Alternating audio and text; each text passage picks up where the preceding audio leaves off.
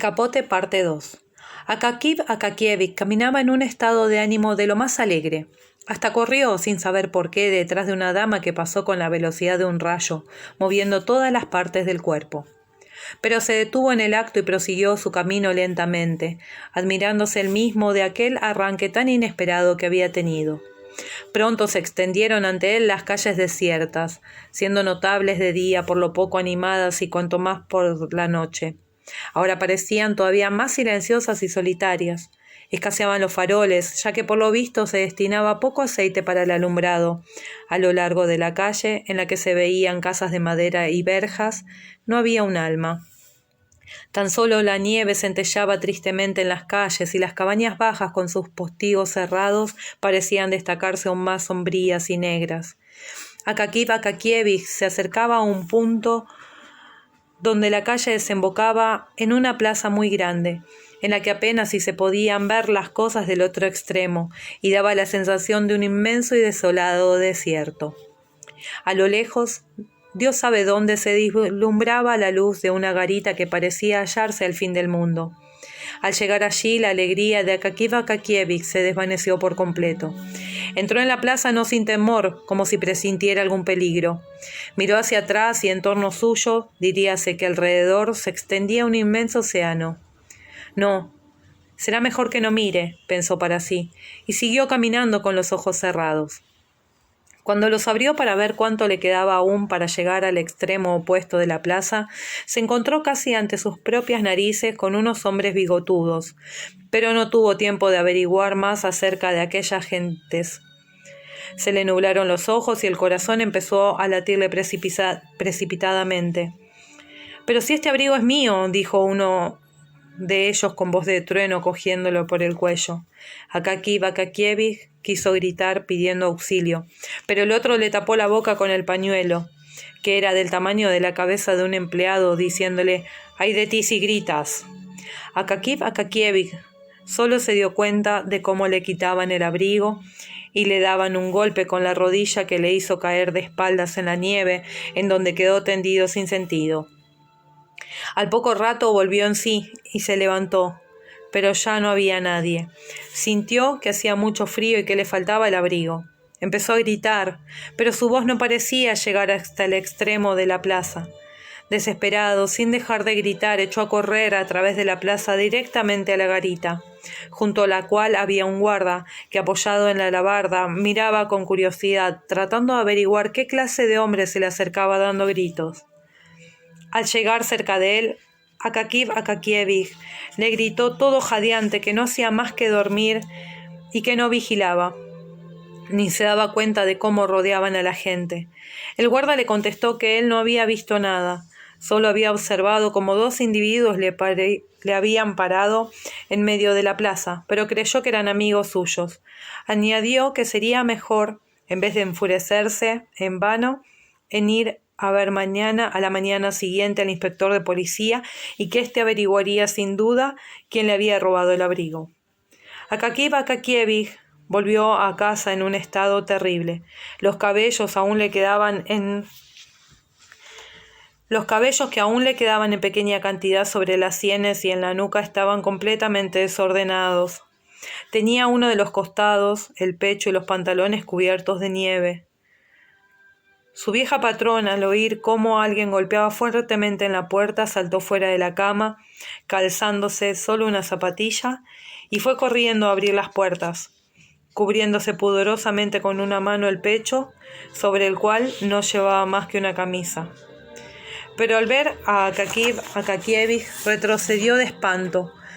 Cuando él le contó lo que le había sucedido, ella alzó los brazos al cielo y dijo que debía dirigirse directamente al comisario del distrito y no al inspector, porque éste no hacía más que prometerle muchas cosas y dar largas vueltas al asunto. Lo mejor era ir al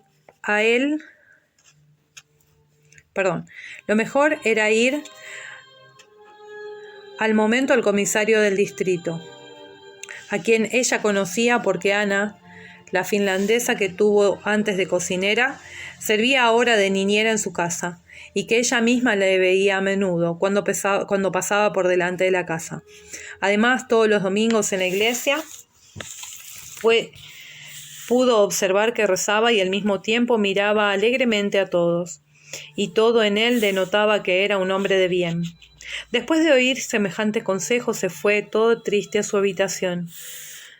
¿Cómo pasó la noche? Solo se lo imaginarían quienes tengan la capacidad suficiente de ponerse en la situación de otro. A la mañana siguiente, muy temprano, fue a ver al comisario del distrito, pero le dijeron que aún dormía. Volvió a las 10 y aún seguía durmiendo. Fue a las 11, pero el comisario había salido. Se presentó a la hora de la comida, pero los escribientes que estaban en la antesala no quisieron dejarle pasar e insistieron en saber qué deseaba, por qué venía y qué había sucedido. De modo que, en vista de los entorpecimientos, Akakiy Akakievich quiso, por primera vez en su vida, mostrarse enérgico, y dijo, en tono que no admitía réplicas, que tenía que hablar personalmente con el comisario, que venía del departamento del ministerio para un asunto oficial, y que por tanto debían dejarle pasar, y si no lo hacían se quejaría de ello y le saldría cara la cosa. Los escribientes no se atrevieron a replicar, y uno de ellos fue a anunciarle al comisario. Este interpretó de un modo muy extraño el relato sobre el robo del abrigo. En vez de interesarse por el punto esencial, empezó a preguntar a Akakiy Akakievich por qué volvía a casa a tan altas horas de la noche, y si no habría estado en una casa sospechosa, de tal suerte que el pobre Akakiy Akakievich se quedó todo confuso. Fue sin saber si el asunto estaba bien encomendado. En todo el día no fue a la oficina, hecho sin precedente en su vida. Al día siguiente se presentó todo pálido y vestido con su viejo abrigo que tenía el aspecto aún más lamentable. El relato del robo del abrigo, aparte de que no faltaron algunos funcionarios que aprovecharon la ocasión para burlarse, conmovió a muchos. Decidieron enseguida abrir una suscripción en beneficio suyo, pero el resultado fue muy exiguo, debido a que los funcionarios habían tenido que gastar mucho dinero en la suscripción para el retrato del director y para un libro que compraron a indicación del jefe de sección, que era amigo del autor. Así pues, solo consiguieron reunir una suma insignificante. Uno de ellos, movido por la compasión y deseos de darle por lo menos un buen consejo, le dijo que no se dirigiera al comisario, pues suponiendo aún que deseara granjearse las simpatías de su superior y encontrar el abrigo, éste permanecería en manos de la policía hasta que lograse probar que era su legítimo propietario. Lo mejor sería, pues, que se dirigiera a una alta personalidad, cuya mediación podría dar un rumbo favorable al asunto. Como no quedaba otro remedio, Akakiy Akakievich se decidió a acudir a la alta personalidad. ¿Quién era aquella personalidad? ¿Quién era aquella alta personalidad y qué cargo desempeñaba? Eso es lo que nadie sabría decir. Conviene saber que dicha alta personalidad había llegado a ser tan solo esto desde que hacía algún tiempo, por lo que hasta entonces era por completo desconocido. Además, su posición tampoco ahora se consideraba como muy importante en comparación con otras de mayor categoría. Pero siempre habrá personas que consideran como muy importante lo que los demás califican de insignificante. Además, recurriría a todos los medios para realzar su importancia. Decretó que los empleados subalternos lo esperasen en la escalera hasta que él y que nadie se presentara directamente a él, sino que las cosas se realizaran con un orden de lo más riguroso. El registrador tenía que presentar la solicitud de audiencia al secretario del gobierno, quien a su vez la transmitía al consejo titular o a quien se encontrase de categoría superior. Y de esta forma llegaba el asunto a sus manos. Así, en nuestra Santa Rusia, todo está contagiado de la manía de imitar y cada cual se afana en imitar a su superior. Hasta cuentan que cierto consejero titular, cuando le ascendieron a director de una cancillería pequeña, enseguida se hizo separar su cuarto por medio de un tabique de lo que él llamaba sala de reuniones. A la puerta de dicha sala, colocó unos conserjes con cuellos rojos y galones que siempre tenían la mano puesta sobre el picaporte para abrir la puerta a los visitantes, aunque en la sala de reuniones apenas si cabía un escritorio de tamaño regular. El modo de recibir y las costumbres de la alta personalidad eran majestuosos e importantes, pero un tanto complicados. La base principal de su sistema era la severidad. Severidad, severidad y severidad, solía decir. Y al repetir por tercera vez esta palabra, dirigía una mirada significativa a la persona con quien estaba hablando, aunque no hubiera ningún motivo para ello, pues los 10 empleados que formaban todo el mecanismo gubernamental, ya sin eso estaban constantemente atemorizados. Al verle de lejos, interrumpían ya el trabajo y esperaban en actitud militar a que pasase el jefe. Su conversación con los subalternos era siempre severa y consistía solo en las siguientes frases. ¿Cómo se atreve? ¿Sabe usted con quién habla? ¿Se da usted cuenta? ¿A quién tiene delante? ¿Sabe a quién tiene delante? Por lo demás, en el fondo era un hombre bondadoso, servicial y se comportaba bien con sus compañeros, solo que el grado de general le había hecho perder la cabeza. Desde el día en que le ascendieron a general, se hallaba todo confundido, andaba descarriado y no sabía cómo comportarse. Si trataba con personas de su misma categoría, se mostraba muy correcto y formal, y en muchos aspectos hasta inteligente. Pero en cuanto asistía a alguna reunión donde el anfitrión era tan solo un grado inferior al suyo, entonces parecía hallarse completamente descentrado. Permanecía callado y su situación era digna de compasión, tanto más cuanto él mismo se daba cuenta de que hubiera podido pasar el tiempo de una manera mucho más agradable. En sus ojos se leía a menudo el ardiente deseo de tomar parte en alguna conversación interesante o de juntarse a otro grupo, pero se retenía al pensar que aquello podía parecer excesivo por su parte o demasiado familiar, y que con ello rebajaría su dignidad. Y por eso permanecía eternamente solo en la misma actitud silenciosa, emitiendo de cuando en cuando un sonido monótono, con lo cual llegó a pasar por un hombre de lo más aburrido. Tal era la alta personalidad a quien acudió Akakív Akakievich, y el momento que eligió para ello no podía ser más inoportuno para él. Sin embargo, resultó muy oportuno para la alta personalidad.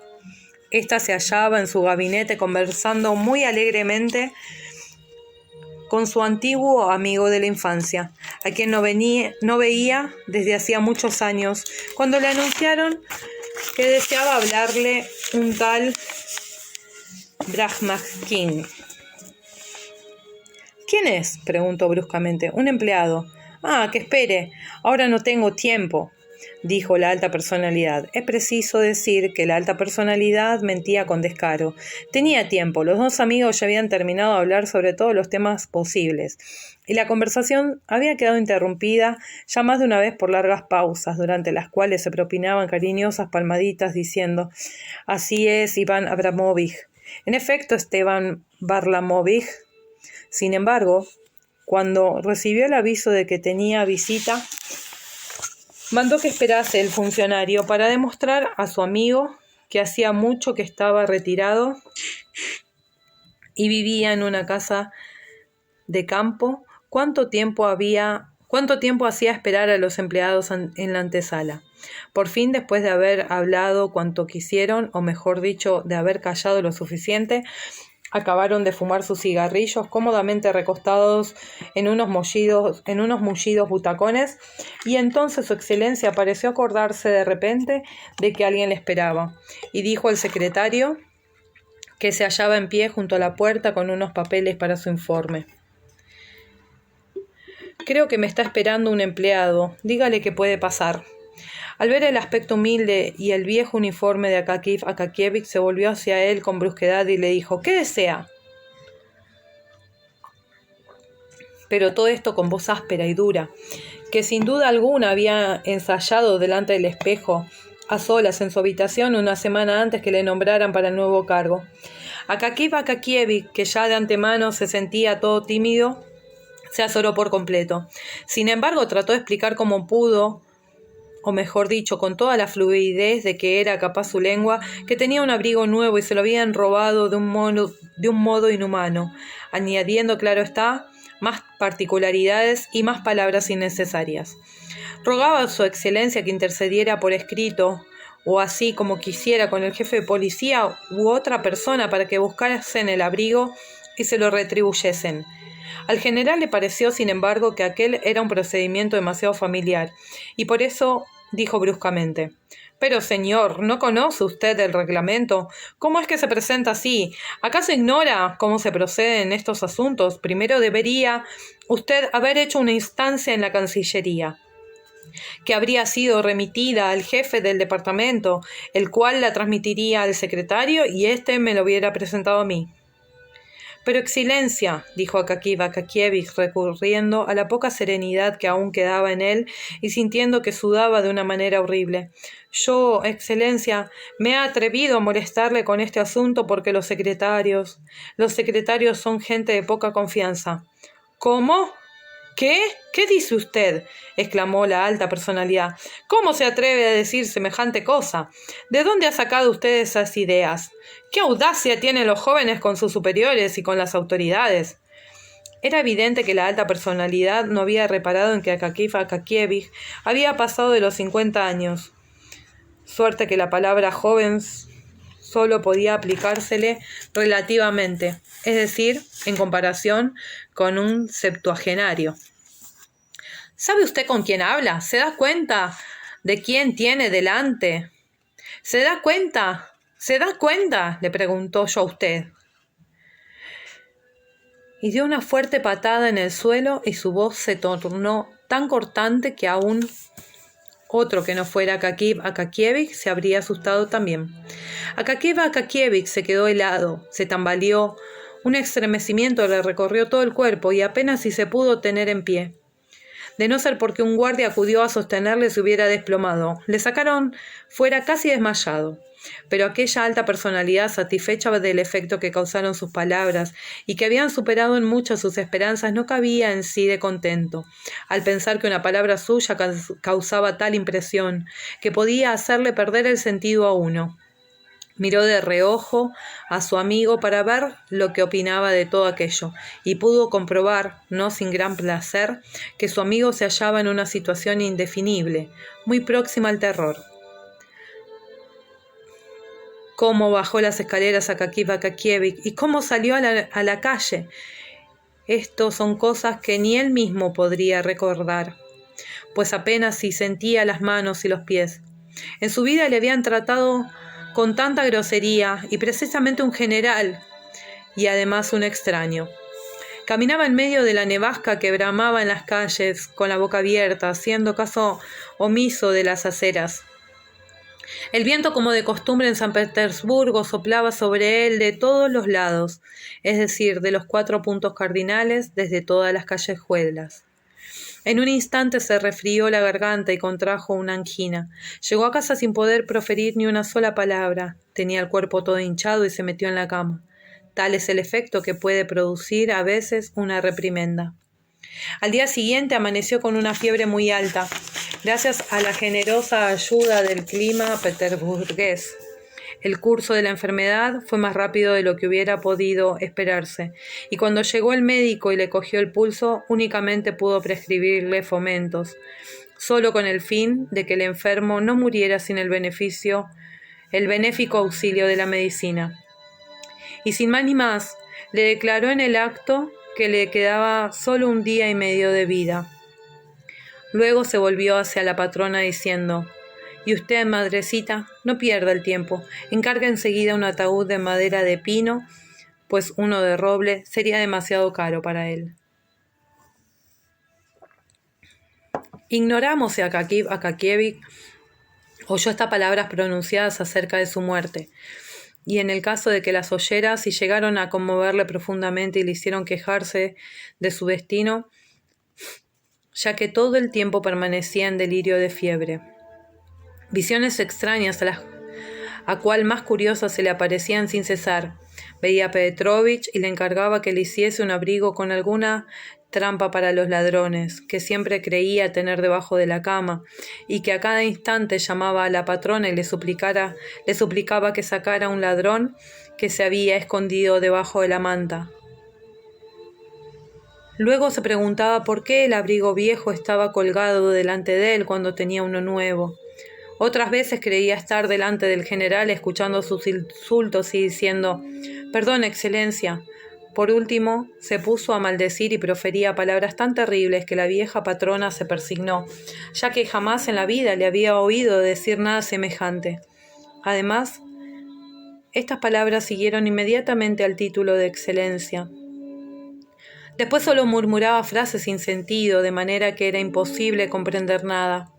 Solo se podía deducir realmente que aquellas palabras e ideas incoherentes se referían siempre a la misma cosa: el abrigo. Finalmente, el pobre Akakiy Akakievich exhaló el último suspiro. Ni la habitación ni sus cosas fueron selladas por la sencilla razón de que no tenía herederos, y que solo dejaba un pequeño paquete con plumas de ganso, un cuaderno de papel blanco oficial, 3 pares de calcetines, 2 o 3 botones desprendidos de un pantalón y el abrigo que ya conoce el lector. Dios sabe para quién quedó todo eso. Reconozco que el autor de esta narración no se interesó sobre el particular. Se llevaron a Akakiy Akakievich y lo enterraron. San Petersburgo se quedó sin él como si jamás hubiera existido. Así desapareció un ser humano que nunca tuvo quien le amparara, a quien nadie le había querido y que jamás interesó a nadie. Ni siquiera llamó la atención del naturalista, quien no desprecia de poner en el alfiler una mosca común y examinarla en el microscopio. Fue un ser que sufrió con paciencia las burlas de sus colegas de oficina y que bajó a la tumba sin haber realizado ningún acto extraordinario. Sin embargo, divisó, aunque solo fuera al fin de su vida, el espíritu de la luz en forma de abrigo, el cual reanimó por unos momentos su miserable existencia, y sobre quien cayó la desgracia como también cae a veces sobre los privilegiados de la tierra. Pocos días después de su muerte, mandaron a una ordenanza de la oficina con orden de que Akakiy Akakievich se presentase inmediatamente porque el jefe lo exigía. Pero la ordenanza tuvo que volver sin haber conseguido su propósito, y declaró que Akakiy Akakievich ya no podía presentarse. Le preguntaron: ¿y por qué? Pues, ¿por qué no? Ha muerto. Hace 4 días que lo enterraron. Y de este modo se enteraron en la oficina de la muerte de Akakiy Akakievich. Al día siguiente su sitio se hallaba ya ocupado por un nuevo empleado. Era mucho más alto y no trazaba las letras tan derechas al copiar los documentos, sino mucho más torcidas y contrahechas. Pero ¿quién iba a imaginarse que con ello terminara la historia de Akakiy Akakievich, ya que estaba destinado a vivir ruidosamente aún muchos días después de muerto como recompensa a su vida que pasó inadvertido? Y sin embargo así sucedió, y nuestro sencillo relato va a tener de repente un final fantástico e inesperado. En San Petersburgo se esparció el rumor de que en el puente Kalenik y a poca distancia de él se aparecía de noche un fantasma con figura de empleado que buscaba un abrigo robado y que con tal pretexto arrancaba a todos los hombres, sin distinción de rango ni profesión, sus abrigos, forrados con pieles de gato, de castor, de zorro, de oso o simplemente guateados. En una palabra, todas las pieles auténticas o de imitación que el hombre ha inventado para protegerse. Uno de los empleados del ministerio vio con sus propios ojos al fantasma y reconoció en él a Akakiy Akakievich. Se llevó un susto tal que huyó a todo correr y por eso no pudo observar bien el espectro. Solo vio que aquel le amenazaba desde lejos con el dedo. En todas partes había quejas de que las espaldas y los hombros de los consejeros, y no solo de consejeros titulares, sino también de los áulicos, quedaban expuestos a fuertes resfriados al ser despojados de sus abrigos. Se comprende que la policía tomara sus medidas para capturar de la forma que fuese, al fantasma, vivo o muerto, y castigarlo duramente, para escarmiento de otros. Y por poco lo logró. Precisamente una noche, un guarda en una sección de la calleja Kiryukin casi tuvo la suerte de coger al fantasma en el lugar del hecho. Al ir aquel a quitar el abrigo de paño corriente a un músico retirado que en otros tiempos había tocado la flauta, el guarda, que lo tenía cogido por el cuello, gritó para que vinieran a ayudarle dos compañeros y les entregó al detenido mientras él introducía solo por un momento la mano de la bota en busca de su tabaquera para reanimar un poco su nariz, que se le había quedado helada 6 veces. Pero el rapé debía ser de tal calidad que ni siquiera un muerto podía aguantarlo. Apenas el guarda hubo aspirado un puñado de tabaco por la fosa nasal izquierda, tapándose la derecha, cuando el fantasma estornudó con tal violencia que empezó a salpicar a todos lados. Mientras se frotaba los ojos con los puños, desapareció el difunto sin dejar rastros, de modo que ellos no supieron si lo habían tenido realmente en sus manos. Desde entonces los guardas cogieron un miedo tal a los fantasmas que ni siquiera se atrevían a detener a una persona viva y se limitaban solo a gritarle desde lejos: «¡Oye, tú!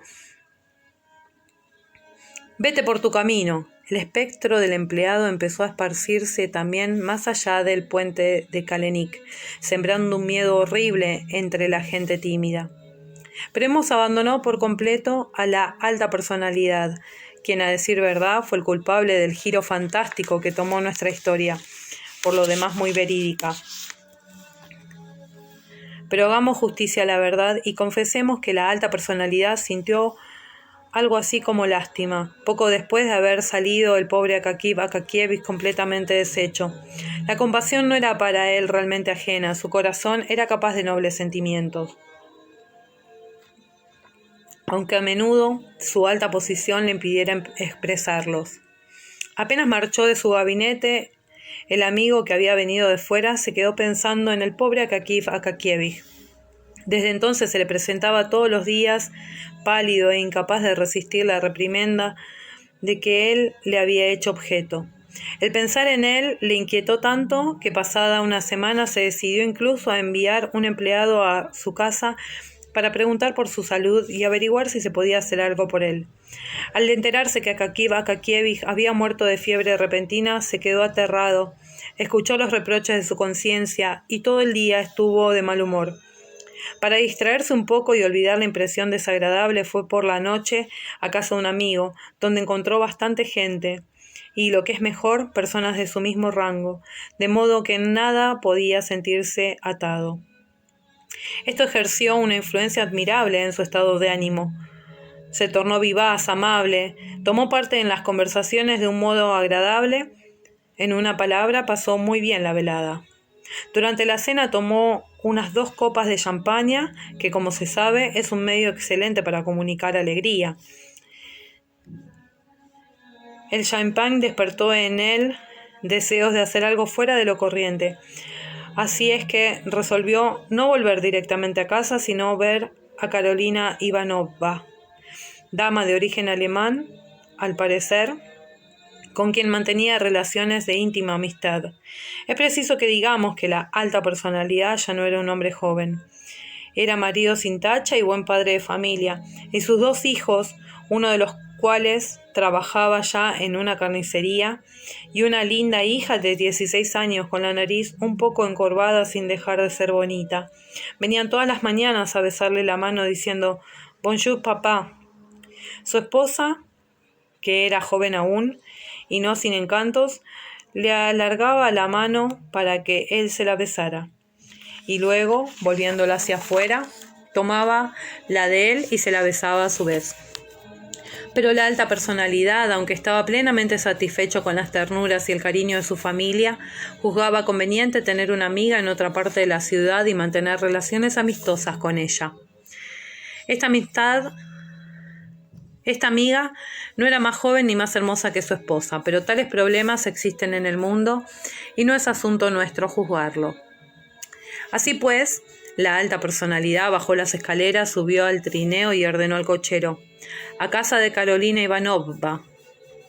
Envolviéndose en su magnífico abrigo, permaneció en este estado, el más agradable para un ruso, en que no se piensa en nada y entre tanto se agitan por sí solas las ideas en la cabeza, a la cual más gratas, sin molestarse en perseguirlas ni en buscarlas.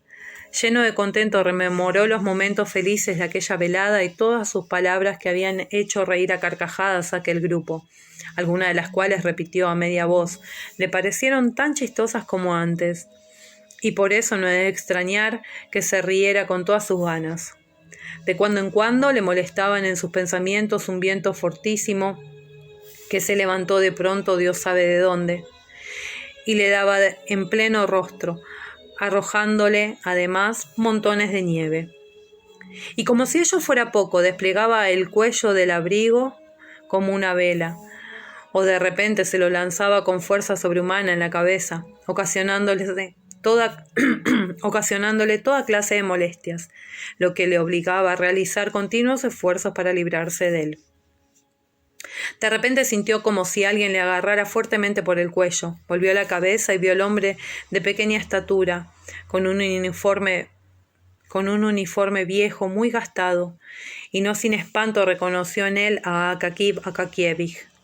El rostro del funcionario estaba pálido como la nieve, y su mirada era totalmente la de un difunto. Pero el terror de la alta personalidad llegó a su paroxismo cuando vio que la boca del muerto se contraía convulsivamente, exhalando un olor de tumba, y le dirigía las siguientes palabras: «Ah, por fin te tengo, por fin te he cogido por el cuello.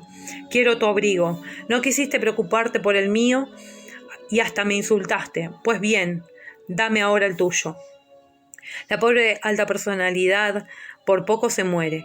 Aunque era firme de carácter en la Cancillería y en general para con los subalternos, y a pesar de que al ver su aspecto viril y su gallarda figura no se podía por menos de exclamar: «Vaya un carácter nuestro hombre», lo mismo que mucha gente de figura gigantesca, se asustó tanto que no sin razón temió que le diese un ataque.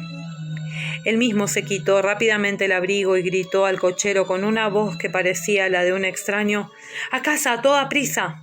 El cochero, al oír esta voz, que se dirigía a él generalmente en momentos decisivos y que solía ser acompañado de algo más efectivo, encogió la cabeza entre los hombros para mayor seguridad, agitó el látigo y lanzó los caballos a toda velocidad.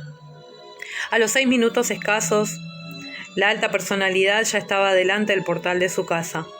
Pálido, asustado y sin abrigo, había vuelto a su casa, en vez de haber ido a la de Carolina Ivanovna. A duras penas consiguió llegar hasta su habitación y pasó una noche tan intranquila que la mañana siguiente, a la hora del té, le dijo su hija: «¿Qué pálido estás, papá?». Pero papá guardaba silencio y a nadie dijo una palabra de lo que había sucedido, ni en dónde había estado, ni a dónde se había dirigido en coche. Sin embargo, este episodio le impresionó fuertemente, y ya rara vez decía a los subalternos: «¿Se da cuenta usted quién tiene delante?». Y si así sucedía, Y si así sucedía, nunca era sin haber oído antes de lo que se trataba. Pero lo más curioso es que a partir de aquel día ya no se apareció el fantasma del difunto empleado. Por lo visto, el abrigo del general le había venido justo a la medida. De todas formas, no se oyó hablar más de abrigos arrancados de los hombros de los transeúntes. Sin embargo, hubo unas pocas personas exaltadas e inquietas que no quisieron tranquilizarse y contaban que aquel espectro del difunto empleado seguía apareciéndose en los barrios apartados de la ciudad. Y, en efecto, un guardia del barrio de Coloma vio con sus propios ojos asomarse el fantasma por detrás de su casa. Pero como era algo débil desde su nacimiento, en cierta ocasión un cerdo ordinario ya completamente desarrollado que había escapado de una casa particular le derribó, provocando así las risas de los cocheros que le rodeaban y a quienes pidió después como compensación por la burla de que fue objeto unos centavos para el tabaco. Como decimos, pues era muy débil y no se atrevió a detenerlo. Se contentó con seguirlo en la oscuridad, hasta que aquel volvió de repente la cabeza y le preguntó: «¿Qué deseas?», y le enseñó un puño de esos que no se dan entre las personas vivas. «Nada», replicó el guardia, y no tardó en dar media vuelta. El fantasma era, no obstante, mucho más alto, tenía bigotes inmensos. A grandes pasos se dirigió al puente Obuco, desapareciendo en las tinieblas de noche. Fin.